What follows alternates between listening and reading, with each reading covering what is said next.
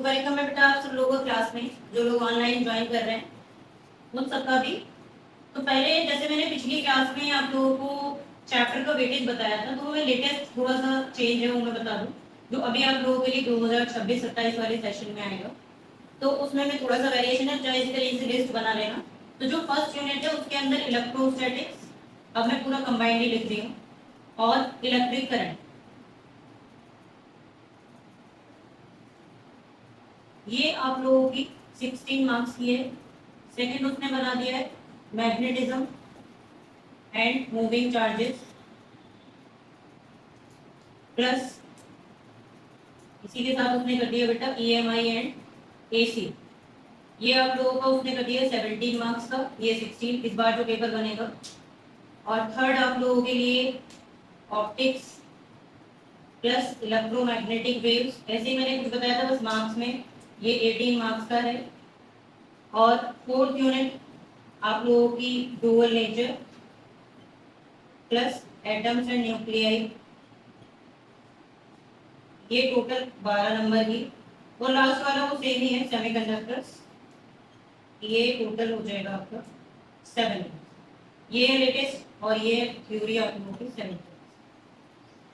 तो इस तरीके का कुछ वेरिएशन है वो आप करेक्ट कर लो, और पेपर इसी तरीके से बनेगा तो हमारी तैयारी इसी तरीके से होगी।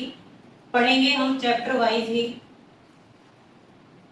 और जब प्रैक्टिस करेंगे तो वो अकॉर्डिंग टू द बुक। तो बात करते हैं नेक्स्ट टॉपिक के लिए हम लोग, और वो है आप लोगों का पिछली क्लास में जैसे मैंने कुछ बातें आपको बताई थी, वो थे सबसे पहले हमने डिस्कस किया था कि चार्ज क्या होता है। आप लोगों को मैंने बोला था कि आपको चार्ज को समझ लेना है क्या होता है, और फिर मुझे बताना। तो मैं रिवाइज करा रही हूँ आपको जस्ट इन फ्यू मिनट्स। आप बताएंगे बेटा मेरे को चार्ज क्या होता है, आपके अकॉर्डिंग जो भी दिमाग में वो बताओ, रटा रटा है कुछ नहीं, जो दिमाग में आ रहा है। चार्ज क्या है? Basic inherent property of an object which it uses to apply electric force on the object around. हाँ, आप क्या बताएंगे बेटा? आदित्य, एक की लाइन तो अपने दिमाग में रखो कि ये इंट्रिंसिक प्रॉपर्टी है, वहां से फिर लाइन अपने आप जुड़ जाएगी। क्या बताएंगे शौर्य कि ये इंट्रिंसिक या फिर बेसिक कैरेक्टरिस्टिक है, जिसकी वजह से क्या होता है, ऑब्जेक्ट्स के बीच में क्या लगती हैं? Electric force. ऑब्जेक्ट्स के बीच में क्या लगती हैं? पढ़ने के बाद भूल जाना नॉर्मल है, तो उसमें आप ये मत सोचना सभी भूल जाते हैं, बट हम जब डेली रिवाइज करेंगे तो आपको याद रहेगा, और यही हमें करना है। तो इलेक्ट्रिक चार्ज आप समझ गए इंट्रिंसिक कैरेक्टरिस्टिक है, और जिसकी वजह से सभी ऑब्जेक्ट्स में क्या लगती है बेटा? Electric force. और जिसका क्या नेचर होता है? दो। कौन कौन सी? नाम बोलो, कौन कौन से दो नेचर होते हैं? एक अट्रैक्शन और एक रिपल्शन। बोलने में मत घबराना, तो आपको नहीं आना मैं बता दूंगी। अब इसमें फिर हम लोगों ने सबसे पहला मेथड पढ़े कि चार्ज को, जो कि चैप्टर है study of charge at rest, static charge को स्टडी कर रहे हैं। तो चार्ज को रेस्ट में क्रिएट करने के, जनरेट करने के 3 मेथड है, 2 आप सीख चुके हैं। पहला क्या है बोलो? फ्रिक्शन। बताते जाओ, आप बता दो बेटा फ्रिक्शन क्या होता है? दो बॉडीज को रब करेंगे तो चार्जिंग होगी। आगे आप कंप्लीट कर दो। एक बॉडी इलेक्ट्रॉन को लूज करेगी, वो गेन करेगी। लूज करने वाली, गेन करने वाली। जब वो क्वेश्चन बनाएगा ना, है क्वेश्चन एनसीईआरटी में बोलता है a body is deficit in electrons, ध्यान देना मेरी लैंग्वेज पे, a body is deficit in electrons whether it is positively charge और नेगेटिवली चार्ज।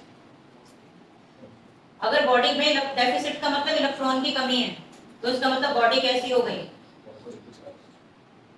और अगर बोलेगा body has excess of electrons, तो ऐसे ही कीवर्ड को यूज करता है, वो सीधा नहीं बताएगा आपको, याद रख लोगे। तो फ्रिक्शन में आपने जो हमारा एक्सपेरिमेंट था उसमें हम बस यही समझ पाए कि चार्जेस की 2 प्रॉपर्टी होती हैं, जो लाइक या सेम चार्जेस होते हैं बेटा, वो एक दूसरे को क्या करते हैं? कंप्लीट करो। एक दूसरे को लाइक चार्जेस क्या करते हैं? रिपेल करते हैं। ये हमारा पहला केस बन गया न्यूमेरिकल के लिए। अनलाइक या सेम चार्जेस एक दूसरे को क्या करेंगे? अनलाइक या ऑपोजिट चार्जेस एक दूसरे को क्या करेंगे? अट्रैक्ट करेंगे। और ये हमारा सेकंड केस बनेगा क्वेश्चंस के लिए। फिर आप लोगों ने दूसरा मेथड पढ़ा बाय इंडक्शन, जिसमें हम एक न्यूट्रल बॉडी को एक चार्ज बॉडी के पास में रखते हैं और कुछ स्टेप्स के बाद बॉडी क्या हो जाती है, चार्ज हो जाती है। मैंने आपको बोला था कि होमवर्क में आप करके लाना एक नेगेटिव रॉड के साथ, तो आप लोगों ने ड्रॉ किया होगा, मैं भी चेक करने आ रही हूँ उसको। तो आज हम आगे चल रहे हैं। जाने से पहले मैंने एक क्वेश्चन पूछा था आपसे कि क्या दो सेम चार्ज यानी दो पॉजिटिव पॉजिटिव चार्ज अट्रैक्ट कर सकते हैं? ये क्वेश्चन हमने जाते हुए किया था। तो क्या ऐसा पॉसिबल है? दो पॉजिटिव चार्जेस या दो सिमिलर चार्ज नेगेटिव भी हो सकते हैं, कभी अट्रैक्ट कर सकते हैं बेटा? हो सकता है। कब हो सकता है? जो साइज हाँ, साइज स्ट्रेंथ डिफरेंट हो, चार्ज डेंसिटी एक की बहुत ज्यादा यानी एक्यूमुलेशन ऑफ चार्ज, एक पर हाई और एक पर लो है। तो जब नॉर्मल कंडीशन में आप बता दोगे कि चार्जेस रिपेल ही करेंगे, but exceptionally if there is a difference in the strength of charges, one is bigger and highly charged dense and other is smaller. यहाँ तक हमने पिछले क्लास में कवर किया था। आज का पहला क्वेश्चन इसी टॉपिक से रिलेटेड है, तो मैं आप लोगों के लिए क्वेश्चन बोल रही हूँ, आप लोग लिखें। क्वेश्चन कुछ इस तरीके से बोर्ड में आया हुआ है, आप लोगों को भी मिल सकता है आपके एग्जाम में, वो आए, लिख लो पहले फिर डिस्कस करते हैं 1 मिनट में इस क्वेश्चन को। Repulsion is the surest test to check whether the body is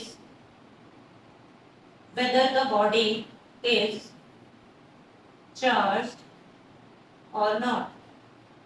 मैं आपसे सिर्फ फिजिक्स समझा रही हूँ आपको भी, और फिर तुम लोग देखना कि तुमसे न्यूमेरिकल कैसे होते हैं अपने आप। जिसकी फिजिक्स स्ट्रांग है, कंसेप्ट स्ट्रांग है, लॉजिक पता है, वो न्यूमेरिकल को खुद से कर लेगा बेटा। तो मैं आप लोगों से ओपनली सोचने के लिए बोल रही हूँ, जितना हमने अब तक पढ़ा है आप मुझे उसके हिसाब से बता दो। सेम क्वेश्चन मैग्नेटिक इफेक्ट्स में भी मिलेगा आपको। पूछ रहा है why repulsion is the surest test to check whether the body is charged और नॉट। और मैग्नेट वाले चैप्टर में बोलेगा why repulsion is the surest test to check whether it is a magnet or an iron piece। Same होता है। तो बताओ पहले यहाँ इस चैप्टर में आंसर कर लेते हैं। आपके माइंड में जो भी आइडिया आ रहा है शेयर करो मुझे, और फिर मैं आपको बता दूँ। कभी भी ये मत सोचना कि हमें सही करना है क्वेश्चन को, आपको जो भी समझ में आ रहा है मुझे बताओ अपने हिसाब से, करेक्शन मैं अपने आप करा दूंगी।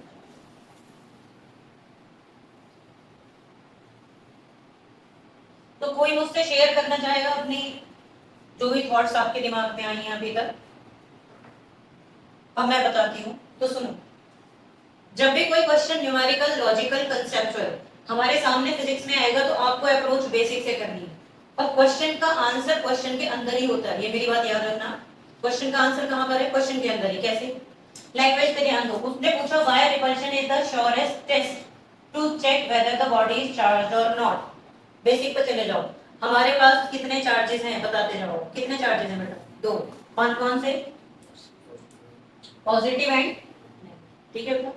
अब इसमें जो टेस्ट है वो हम लोग जानते हैं। हम लोग टेस्ट को जानते हैं कि जो दो पॉजिटिव चार्जेस हैं वो क्या करेंगे बेटा? रिपेल करेंगे। दो नेगेटिव चार्जेस हैं वो भी एक दूसरे को क्या करेंगे? रिपेल करेंगे।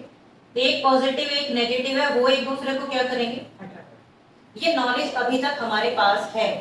अब मैं आपसे एक एक्स्ट्रा एग्जांपल से डिस्कस करती हूँ, ध्यान देना। तुम्हारे पास एक बॉडी ए है जो पॉजिटिवली चार्ज है, तुमने उसके बराबर में एक बॉडी बी रखी जो नेगेटिवली चार्ज है, तो आपको क्लियर है दोनों में क्या हो रहा होगा? अट्रैक्शन।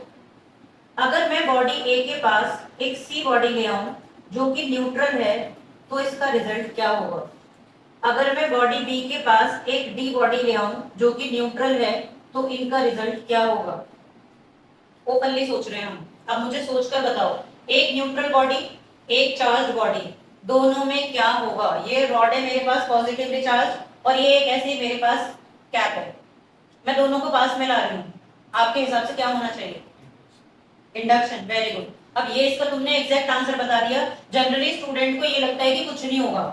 क्यों नहीं होगा? क्योंकि ये चार्ज है और ये न्यूट्रल है, और हमने तो यहाँ कहीं ऐसा पढ़ा ही नहीं है। लेकिन अगर ये फिजिक्स का आपने सोच लिया कि जब ये न्यूट्रल है, तो वापस बेसिक पे चले जाओ। पिछली क्लास में मैंने बताया था कि ये दोनों चार्ज इक्वल अपोजिट होंगे, और ये हाईली पॉजिटिव है, तो इसके इलेक्ट्रॉन को क्या कर लेंगे बेटा? इंड्यूस। और दोनों एक दूसरे को क्या करना शुरू कर देंगे? अट्रैक्ट। सिमिलरली बी के ऊपर नेगेटिव चार्ज है, और ये इसके इलेक्ट्रॉन को क्या करेगा? रिपेल। इलेक्ट्रॉन को रिपेल करेगा, तो यहाँ इलेक्ट्रॉन की डेफिशिएंसी आएगी। ये मत सोचना कि प्लस को खींच लेगा यानी प्रोटॉन को खींच लेगा, ऐसा कभी नहीं होता, क्योंकि प्रोटॉन कहाँ रहता है? न्यूक्लियस के अंदर। ये क्लियर हो रही है बात? प्रोटॉन कहीं आते जाते नहीं है, प्रोटॉन तो न्यूक्लियस के अंदर बैठा रहता है, जाता आता कौन है? जब इलेक्ट्रॉन दूर चला जाएगा रिपेल होके तो ये किसे अट्रैक्ट कर लेगा? उसकी डेफिशिएंसी को, और दोनों में फिर से क्या होने लगेगा बेटा? तो आंसर एक ही लाइन में है इसका। हमें किसी भी बॉडी के सर पे लगा हुआ चार्ज नहीं दिखता, हमें इफेक्ट दिखेगा, और इफेक्ट तीनों में क्या दिख रहा है हमें? अट्रैक्शन। तो अट्रैक्शन तो फेल हो गया, क्योंकि एक बॉडी न्यूट्रल है और एक चार्ज है, तब भी अट्रैक्शन हो रहा है। दोनों बॉडी अपोजिटली चार्ज है, तब भी अट्रैक्शन हो रहा है। तो इसलिए अट्रैक्शन के पास श्योरिटी नहीं है। श्योरिटी किसके पास है? सिर्फ, क्योंकि रिपल्शन बस तभी होगा जब दोनों बॉडीज क्या होंगी बेटा? चार्ज होंगी। आपके माइंड में इससे रिलेटेड कोई क्वेश्चन है तो बता दो, फिर मैं इसका एक लाइन का आंसर लिखा हुआ, सिंगल लाइन में आंसर। आप क्या समझे इससे? अट्रैक्शन के क्यों फेल हो रहा है? क्योंकि ये दो अपोजिट और एक न्यूट्रल में भी हो सकता है। पर रिपल्शन के बाद श्योरिटी क्यों है? दोनों चार्ज होंगे तभी। क्लियर? राइट। ये बना लेना, बाद में भी मेरा आंसर लिख लो। तो इसी तरीके से तुम किसी भी लॉजिकल क्वेश्चन को अपने हिसाब से फिर बता सकते हो। लिखो, because attraction is possible, because attraction is possible between two oppositely charged bodies. Attraction is possible between two, ये आप एक बार अपने ड्रॉ कर लेना, मैं भी ड्रॉ कर।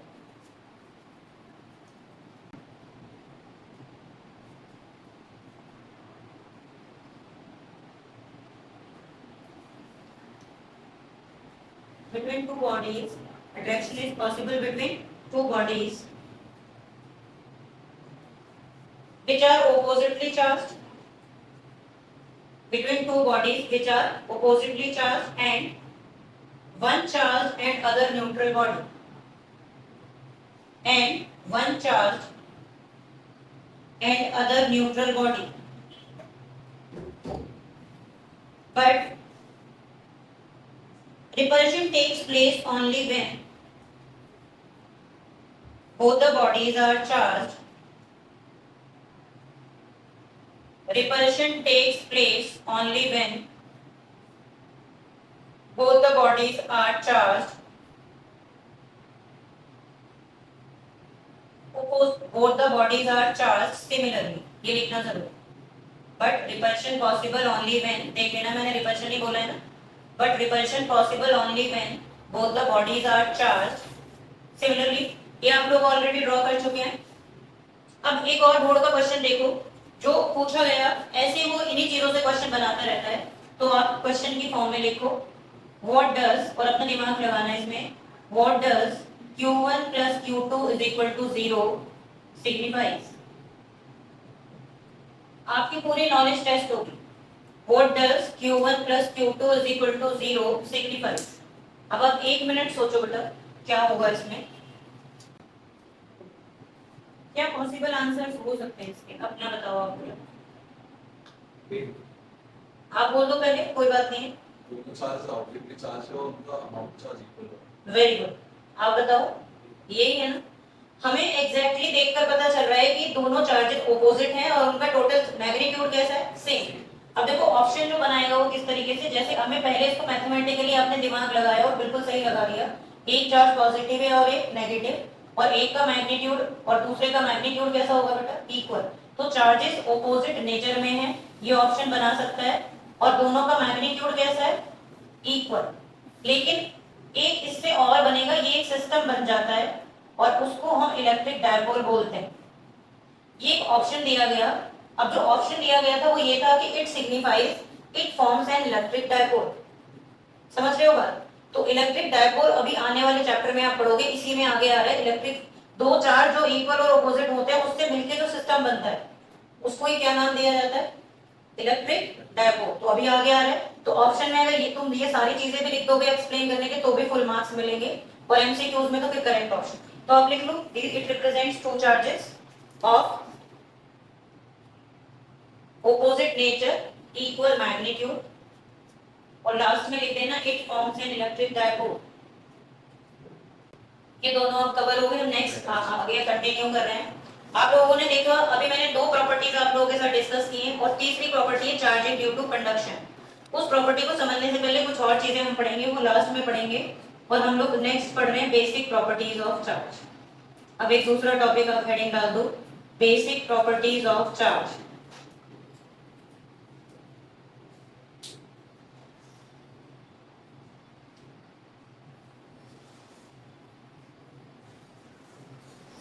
चार्ज के 4 बेसिक प्रॉपर्टीज होते हैं, पहले मैं आपको बता दूं, फिर हम वन बाय वन डिस्कस करेंगे। पहली प्रॉपर्टी होती है, बेटर है आप भी 1 2 3 हेडिंग डाल के लिख लो ऐसे। फर्स्ट प्रॉपर्टी होती है एडिटिव प्रॉपर्टी, क्या होती है अभी डिस्कस करेंगे डिटेल में। सेकंड होती है कंजर्वेशन ऑफ चार्ज। थर्ड होता है क्वांटाइजेशन ऑफ चार्ज, जिसके बिना ना तो आपके स्कूल का पेपर बनेगा ना बोर्ड का, नीट में भी जेई में भी इससे क्वेश्चन आते रहते हैं, और आगे के चैप्टर्स में काफी यूज है क्वांटाइजेशन का, तो ये काफी इंपॉर्टेंट है। और फोर्थ प्रॉपर्टी होती है इनवेरिएंस ऑफ चार्ज। हम एक एक करके चारों प्रॉपर्टीज का डिटेल पढ़ रहे हैं, और पहले हम पढ़ेंगे एडिटिव प्रॉपर्टी।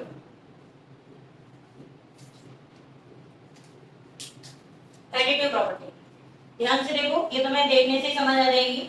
आप लोगों ने पिछली क्लास में पढ़ा है कि चार्ज एक स्केलर क्वांटिटी है, तो जो चार्जेस होते हैं वो ऐड होते हैं किसकी तरह बेटा, स्केलर्स की तरह। और स्केलर कैसे ऐड होता है स्टूडेंट्स, अलजेब्रिकली, राइट। ये स्केलर क्वांटिटी कैसे ऐड होती है, अलजेब्रिकली। और अलजेब्रिक एडिशन का मतलब क्या है, normal maths.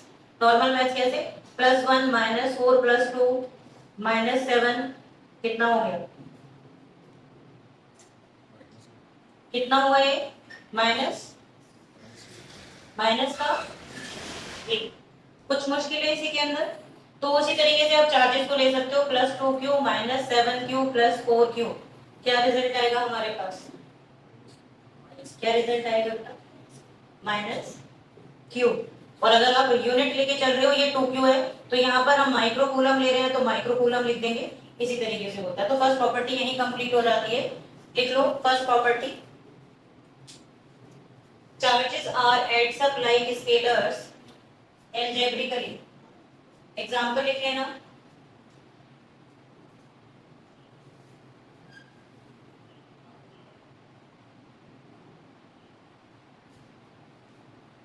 charges are adds up like scalars algebraically।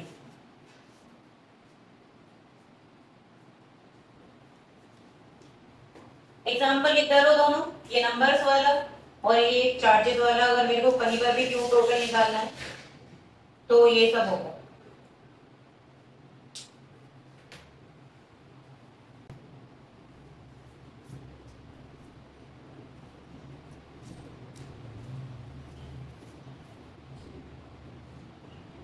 अब हम बात करेंगे second property, conservation of charge.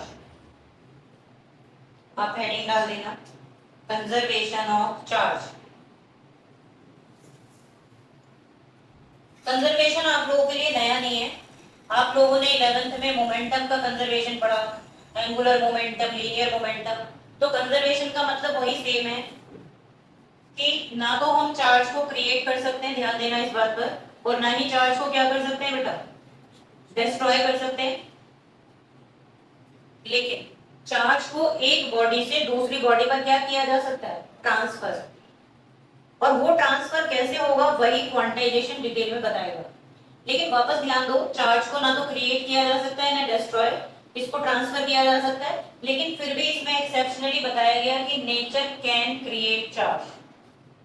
ध्यान देना इस बात पर, ये एनसीईआरटी में एग्जांपल है। हम क्रिएट नहीं कर सकते, लेकिन कौन क्रिएट कर सकता है, नेचर। और नेचर ने न्यूट्रॉन को क्रिएट किया।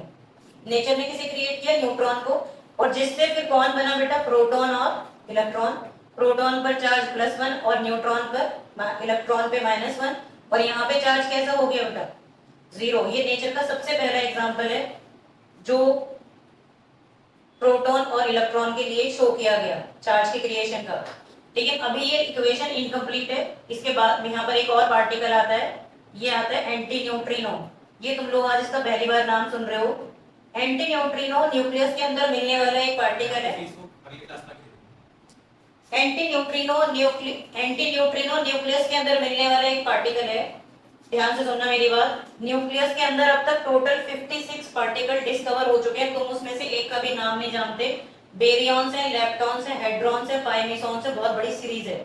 और उनमें से एक कौन है? Anti neutrino. तुम्हें उनसे मतलब भी नहीं है, बस हमें एंटी न्यूट्रिनो निकलेगा तो ना तो इसका चार्ज होता है ना ही रेस्ट मास होता है, तो इसलिए इक्वेशन पे असर नहीं डालता, बट साथ में एनर्जी की फॉर्म में रिलीज होता है। लिखना इसलिए जरूरी है कि बोर्ड में एक बार इसका कन्वर्जन आ गया, और अगर हम ये पार्टिकल ना लिखें तो ये इनकम्प्लीट है, क्योंकि एंटी न्यूट्रिनोस रिलीज होते हैं। ठीक है, तो आप ये लाइन लिख लो, charge neither be created nor be destroyed, charge neither be created nor be destroyed, but it can be transferred from one body to other, but it can be transferred from one body to other.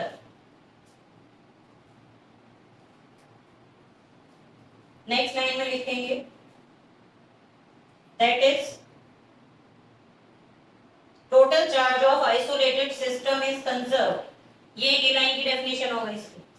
Total charge of isolated system is conserved.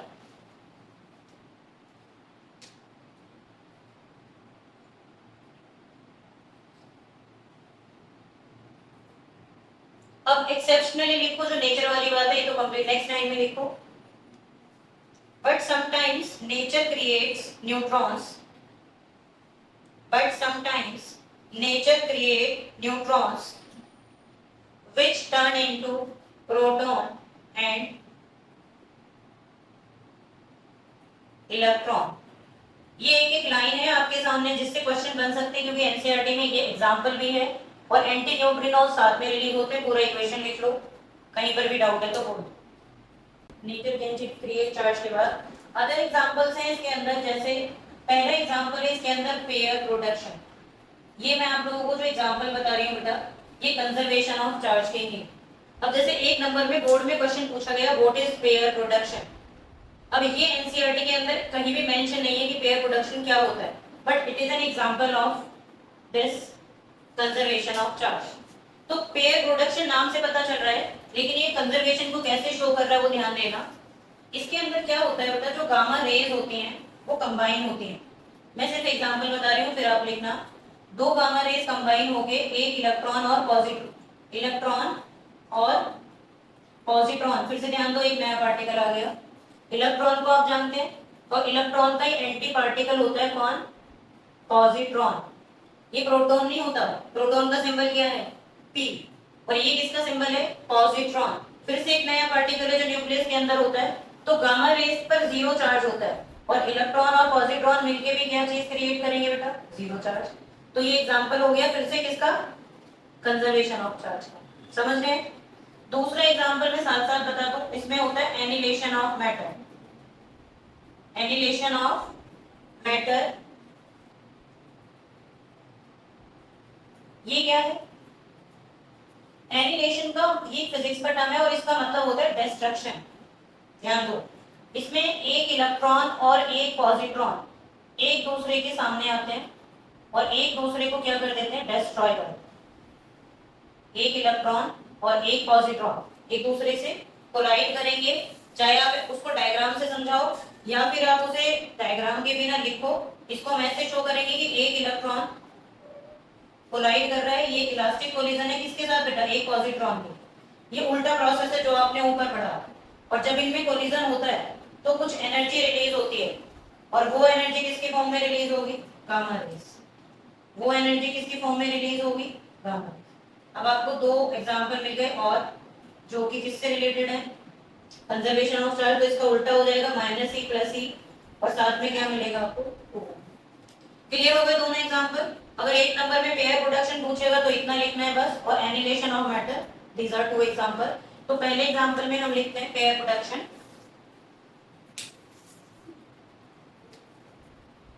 Two gamma rays produce a pair of electron and positron, इसीलिए इसका नाम रखा गया है pair production. आपको कोई query है इसके अंदर बेटा? कोई क्वेरी है? इसीलिए इसको क्या बोला गया? Pair production.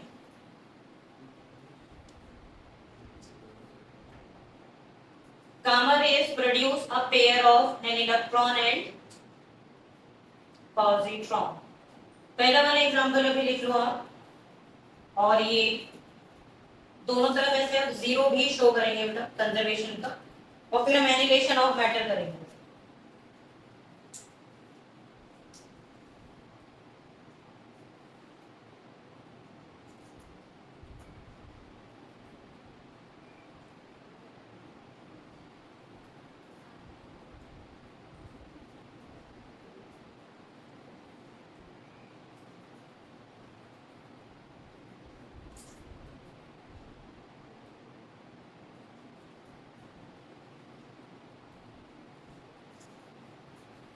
Annihilation of matter.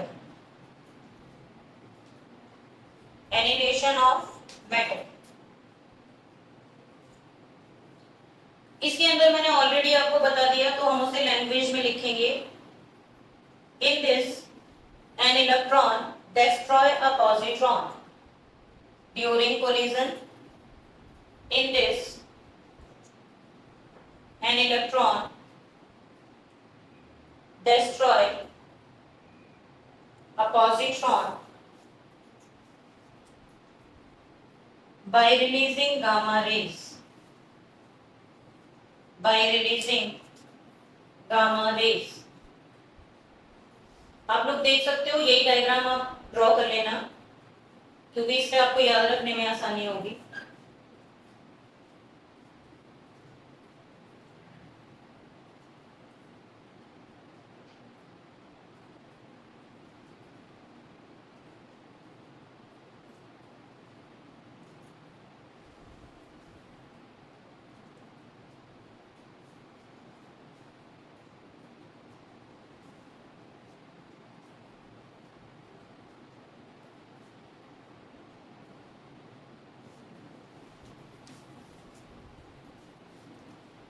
आप लोगों को कोई कंफ्यूजन हो रहा है बेटा इसमें?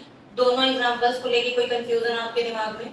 दोनों का मतलब अलग अलग क्रिएट हो गया, समझ आ गया कि पेयर प्रोडक्शन में हमें पेयर मिलेगा और एनिलेशन में पेयर क्या हो जाएगा बेटा? डिस्ट्रॉय हो जाएगा. तो इसी तरीके से हम एग्जांपल इसको याद रखेंगे. अब हम लोग इंपॉर्टेंट मूव कर रहे हैं टॉपिक की तरफ, क्वांटाइजेशन ऑफ चार्ज.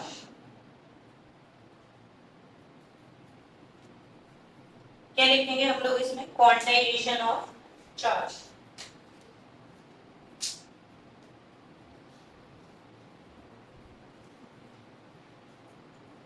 समझते हैं इसको. क्वांटाइजेशन का मीनिंग क्या है? क्वांटाइजेशन का मीनिंग क्या है? आप लोग ये देखो बेटा, जो क्वांटाइजेशन है वो क्वांटा वर्ड से बना है, और ऐसा नहीं है कि आप क्वांटाइजेशन बस चार्ज का ही पढ़ोगे. आपने बोर्स पोस्टुलेट पढ़े होंगे 11th क्लास में, जिसमें आप क्वांटाइजेशन ऑफ एंगुलर मोमेंटम पढ़ते हो.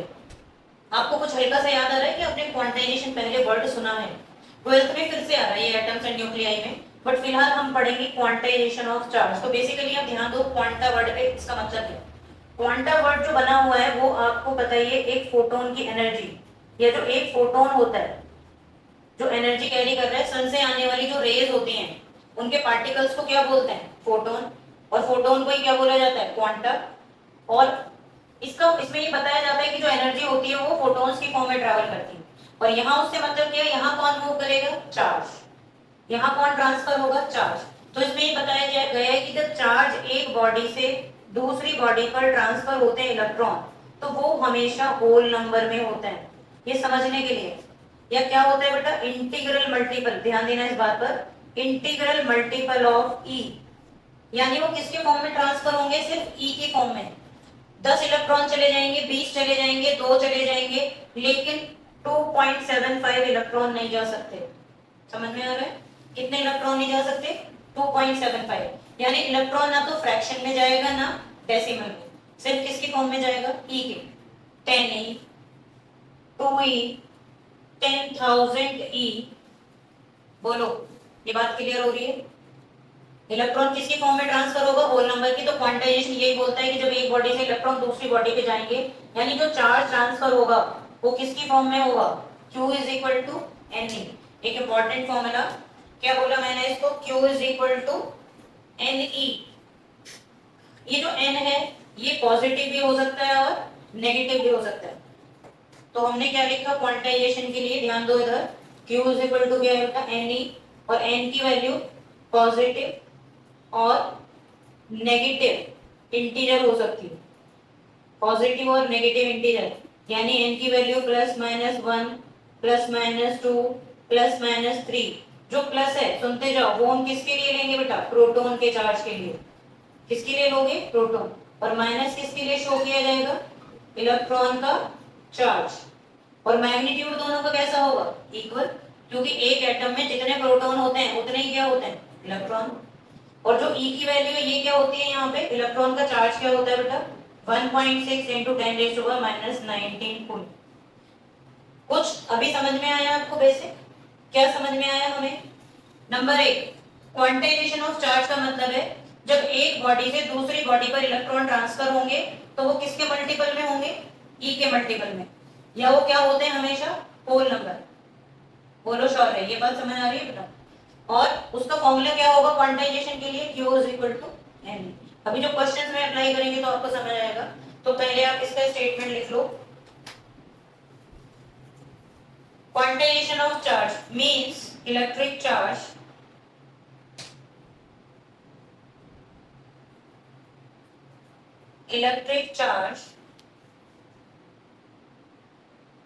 is always an integral multiple.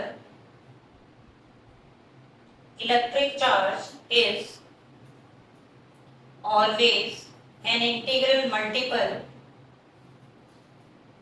of elementary charge on an electron. Of elementary charge on an electron. Next line में लिखेंगे, the charge Q on a body is given by, the charge Q on a body is given by,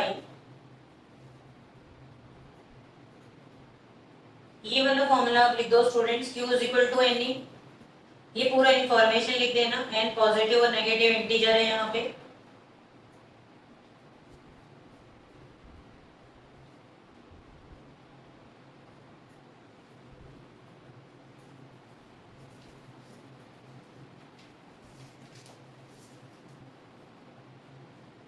नमन देख पा रहे हैं बेटा, पूरा लिख दिया आपने यहाँ पर, शौर्य आपने लिख दिया क्लास तक, बोलो शौर्य, कहीं कंफ्यूजन हो रहा है आप पे। माइनस आप किसके लिए शो करेंगे बेटा, इलेक्ट्रॉन के लिए। और मैग्नीट्यूड दोनों का कैसा होगा, इक्वल होगा। कितना याद रख लोगे बेटा, कितना होगा बोलो, 1.6 इंटू, क्वेश्चंस में आपसे पूछी जाएगी ये बात। अब quantization,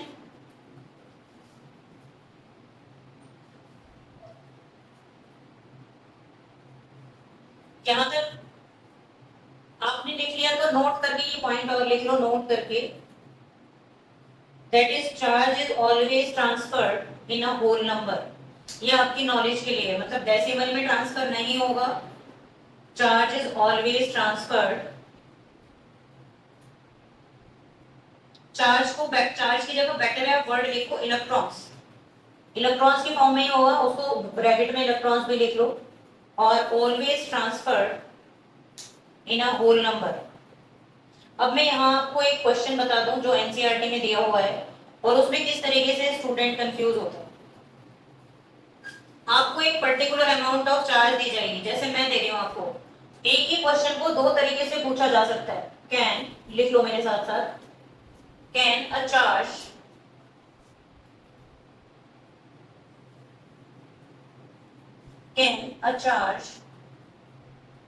of 11.7 into 10⁻⁻19 coulomb be given a body। क्या हम इतना चार्ज एक बॉडी को दे सकते हैं? और इसी क्वेश्चन की अगर लैंग्वेज चेंज करेगा तो आपका आंसर करने का तरीका बदल जाएगा। लैंग्वेज कैसे चेंज करेगा? Find number of electrons transferred if a charge of 11.7 into 10 raised to power minus 19 coulomb is given to a body. वही वैल्यू है, क्वेश्चन वही वैसा वैसा सही लगता है स्टूडेंट को, और दोनों का आंसर करने का तरीका बिल्कुल अलग होगा। दोनों का आंसर करने का तरीका अलग होगा। अब समझो कैसे, उसने आपसे पूछा आपको कैसे अप्रोच करना है क्वेश्चन पर, दोनों क्वेश्चन अलग अलग क्लियर हो गए बेटा। पहले क्वेश्चन में क्या पूछ रहा है, क्या आप एक बॉडी को इतना चार्ज दे सकते हो। दूसरे क्वेश्चन में क्या पूछ रहा है, नंबर ऑफ इलेक्ट्रॉन्स ट्रांसफर कितने होंगे अगर इतना चार्ज दे दिया गया है। तो क्या तरीका होगा, इसमें हम यही क्वांटाइजेशन का फॉर्मूला लगाएंगे। नंबर 1 हम कौन सा फॉर्मूला लगाएंगे बेटा, quantization, Q is equal to Ne। अब आंसर करने का तरीका देखो आप लोग, दोनों क्वेश्चंस में हमें दोनों अप्रोचेस में सेम ही फॉर्मूला लगाना है, बट दोनों को आंसर आपको कैसे करना है। अगर वो आपसे पूछे, अब सुन लो, अगर वो आपसे पूछे कि क्या हम बॉडी को इतना चार्ज दे सकते हैं, अगर आपसे पूछे तो आपको चेक करना है, आपको चेक करना है कि अगर हमारे पास, आपको चेक करना है कि अगर हमारे पास एक होल नंबर आया तो आप आंसर क्या लिख देंगे बेटा, यस। अगर तुम्हारे पास एक डेसिमल नंबर आया तो आप आंसर क्या लिख दोगे, no. You have choices, right. तो हमारा आंसर क्या होगा बेटा, नो। तो हम इसमें यहाँ पे चेक करेंगे n is equal to q upon e which is 11.7 into 10 raised to power minus 19 and this is 1.6 into 10 raised to power minus 19। आप चेक करें, ठीक है। अब मुझे तो ये पता है कि ये, आपको भी पता है कि ये 16 की टेबल में नहीं आता है, तो ऑब्वियसली आंसर किस में आएगा बेटा, डेसिमल में। और हम क्या लिख देंगे यहाँ पर आंसर, नो।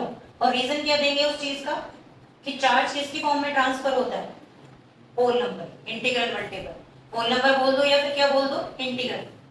अब सेम इधर देखो बॉयज, अगर आप लोग इसी क्वेश्चन को यहाँ पर करेंगे, अब की बार उसने बोल दिया कि चार्ज दे दिया गया, पहले आप यही सॉल्व कर लो फिर उसके बाद हम आगे चलेंगे, क्योंकि थोड़ा सा बस इसमें डिफरेंस होगा। आप पहले इसी को सॉल्व करो और मुझे चेक करके बताओ कि n की वैल्यू क्या है। राइट, कितना है बेटा, 7.3।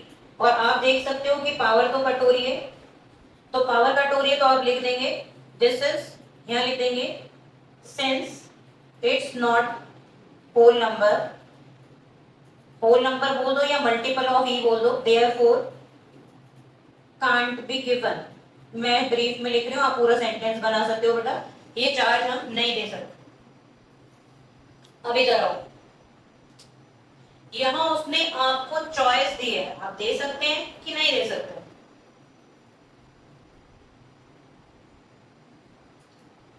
अब जो ये वाला क्वेश्चन है ये एनसीईआरटी के अंदर है, इस तरीके का क्वेश्चन एनसीईआरटी में, अभी जो नई वाली है उससे तो हटा दिया है, लेकिन पहले था, और वो पुराने एनसीईआरटी से भी कोई क्वेश्चन डाल सकते हैं, डाला जाता है, ऐसा नहीं है। फिक्स्ड एनसीईआरटी से तो एग्जैक्ट सेम क्वेश्चन वैसे भी नहीं आते। तो इधर देखो एक बार, अब इसकी क्या अप्रोच होगी, अब क्या करें हम, उसने बोल दिया कि इतने चार्ज दे दिया गया है और अब बताओ कि कितने इलेक्ट्रॉन ट्रांसफर होंगे। तो स्टूडेंट के माइंड में यही बात रहती है कि हम चार्ज को डेसिमल में नहीं ले सकते, और वो आंसर लिख के आ जाता है कि ये गलत है, ये ऐसा पॉसिबल नहीं है। लेकिन अगर उसकी लैंग्वेज है कि वो दे दिया गया है, नंबर ऑफ इलेक्ट्रॉन निकालो, तो तुम्हारा ड्यूटी बनती है इसको राउंड करने की, बस यही ध्यान रखना। हम जो आंसर करेंगे राउंडिंग करके करेंगे। आपने मैथ्स में राउंडिंग सीखी है, 7.3 की राउंडिंग क्या होगी, यानी बॉडी से कितने इलेक्ट्रॉन चले गए होंगे, 7। और अगर सोचो मेरा यही रिजल्ट 7.5 आ जाता तो मैं कितने इलेक्ट्रॉन लिखती, 8 लिखते। तो इसी तरीके से अगर 7.7 तब भी हम 8 लिखते। तो अगर वो बोल रहे हैं जबरदस्ती कि दे दिया गया है, तो आंसर क्या होगा, 7 इलेक्ट्रॉन्स या राउंडिंग इलेक्ट्रॉन्स। और अगर, तो ये दोनों का डिफरेंस बना लो आप इसको। जब हमारे पास कोई चॉइस नहीं है तो हम फिर उसको राउंडिंग कर देंगे। तो इस तरीके से बिना सोचे समझे हमें आंसर नहीं करना है। फिजिक्स में स्टूडेंट यही सोचता है कि जो पढ़ी पढ़ाई नॉलेज है उससे मैं आंसर करूं तो मेरे सही हो जाएंगे क्वेश्चन, ऐसा नहीं होता। आपको बहुत कुछ सोचना पड़ता है साथ में, अब वो आप प्रैक्टिस से सीख जाओ। ये नोट कर लो, फिर मैं एक क्वेश्चन देती हूँ इस पर।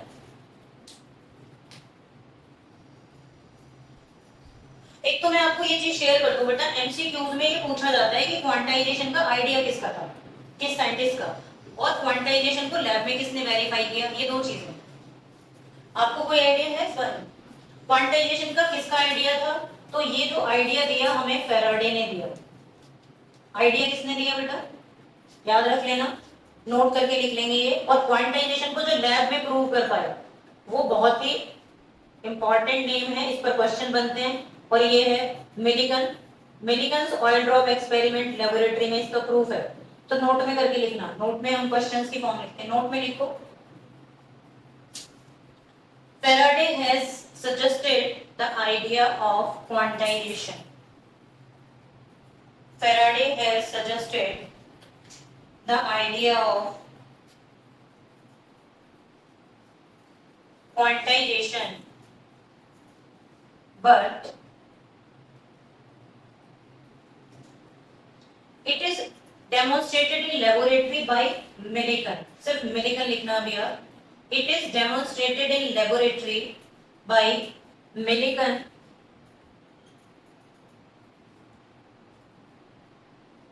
ईयर भी लिख लो, नीट वगैरह में डाल देता है, बहुत कम होते हैं फिजिक्स में कि तुमसे ईयर पूछा जाएगा, but you must know 1912 by using Millikan's oil drop experiment, उनका पूरा एक्सपेरिमेंट का नेम लिखो, by using Millikan's oil drop experiment।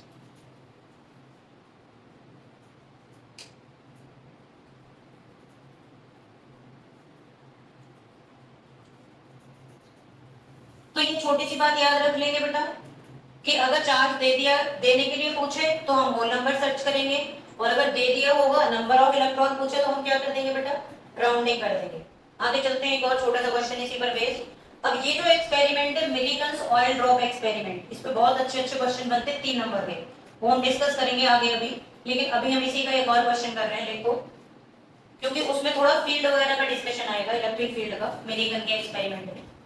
एक और क्वेश्चन मैं आपसे पूछ रही हूँ, find number of electrons, find number of electrons in 1 coulomb charge. ये 1 नंबर का क्वेश्चन है आप लोगों के लिए। Find number of electrons, MCQs का क्वेश्चन है, लिख लो इस पे, एमसीक्यूज में आता है ये, इन 1 कूलम चार्ज। 1 कूलम चार्ज में कितने इलेक्ट्रॉन होते हैं बॉयज? क्या अब आप अपना दिमाग लगा सकते हो कि हम कौन सा फॉर्मूला लगाएंगे? राइट, कैसे दिमाग लगाएंगे? चार्ज दिया है और नंबर पूछा है, सही सोच रहे हैं आप, फॉर्मूला लगाओ, प्रैक्टिस करो कैलकुलेशन की, यही आप लोग कर रहे हैं बिल्कुल ठीक है। इसके अंदर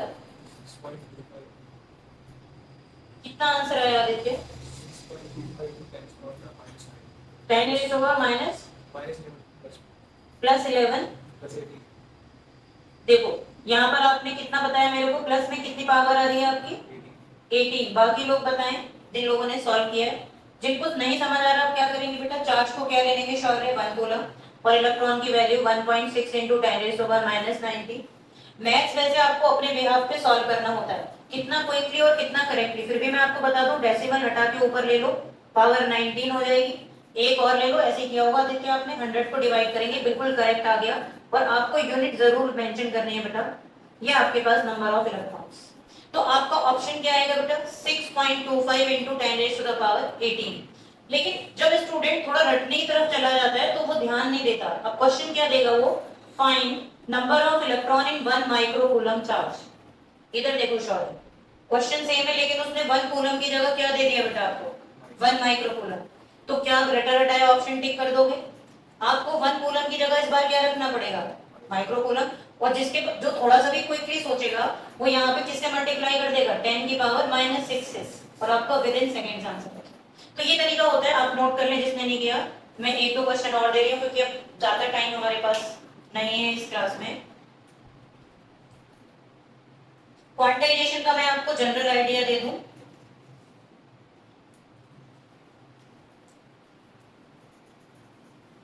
क्योंकि क्वांटाइजेशन को आप बहुत हाईलाइट करके इंपॉर्टेंट करना, लॉट्स ऑफ क्वेश्चंस बनेंगे इस पर। तो क्वांटाइजेशन का जनरल आइडिया क्या है बेटा, आप इधर देख के समझ लो पहले। शौर्य आपने लिख लिया बेटा। सोचो अगर एक बॉडी के पास n1 इलेक्ट्रॉन है, पूरा पूरा लिख देती हूँ, n1 इलेक्ट्रॉन्स ऐसे बोलेगा वो, एंड n2 प्रोटॉन्स, इधर देखना आप लोग, देन टोटल चार्ज। तो इससे आप थोड़ा सा कुछ एक्स्ट्रा भी सीख लोगे। ये फिर से क्वांटाइजेशन का ही आइडिया है और ऐसा होता भी है। एक बॉडी यानी एक एटम के पास क्या होते हैं, प्रोटॉन और न्यूट्रॉन अंदर, और बाहर कौन घूम रहे हैं, इलेक्ट्रॉन। तो जैसे वो बोल रहा है कि 10 प्रोटॉन है 10 इलेक्ट्रॉन है, तो दो इक्वल अपोजिट हो जाएंगे। लेकिन अगर हमने n1 इलेक्ट्रॉन जनरल ले लिया, एक बॉडी को ना लेके, हम ऐसा भी तो इमेजिन कर सकते हैं कि हमारे पास 10 इलेक्ट्रॉन और 20 प्रोटॉन है। वो एक अलग बात है कि एक एटम के अंदर ऐसा होना पॉसिबल नहीं है, बट अलग अलग तो हम कंसीडर कर सकते हैं। तो टोटल चार्ज क्या होगा, इलेक्ट्रॉन का चार्ज प्लस प्रोटॉन का चार्ज। और इलेक्ट्रॉन पे चार्ज कितना आएगा बेटा, n1 इंटू माइनस ई। ये एक तरीके से प्रूफ भी बोल सकते हो आप क्वांटाइजेशन का, n2 इंटू प्लस ई। क्या कॉमन ले लो दोनों में से,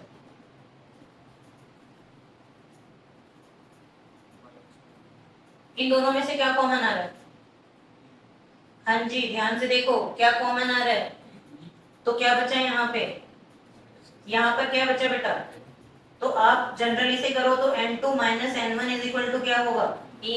तो क्या आप ये जानते हो कि n2 माइनस n1 एक इंटीजर ही आएगा, और इससे फिर से क्वांटाइजेशन प्रूव हो गया। यानी ये किसके इक्वल आ गया बेटा, ne। तो इससे ये प्रूव हो गया कि जब भी चार्ज ट्रांसफर होगा तो वो किसके फॉर्म में आएगा, e का मल्टीपल। ये एनसीईआरटी में क्योंकि पूरा दे रखा है, पर स्टूडेंट को पढ़ के मतलब समझ नहीं आता कि एनसीईआरटी क्या बोलना चाह रही है, तो मैंने पूरा एक्सप्लेन कर दिया। फाइनली एनसीईआरटी ने यहाँ एंड किया है क्वांटाइजेशन को कि किस तरीके से होता है। नोट कर लो, ये प्रूफ की तरह है, और आपके दिमाग में अगर कोई क्वेरी है तो क्लियर करें। मैं फिर 2 क्वेश्चन है एनसीईआरटी के, इस पर बेस्ड वो मैं आज आपको दे रही हूँ, कल हम उनको डिस्कस करेंगे।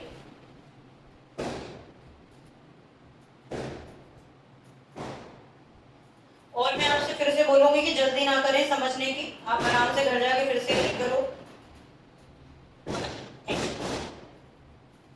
आईपीएल का कोई मैच है क्या आज, कोई आईपीएल का आज, सलामी दे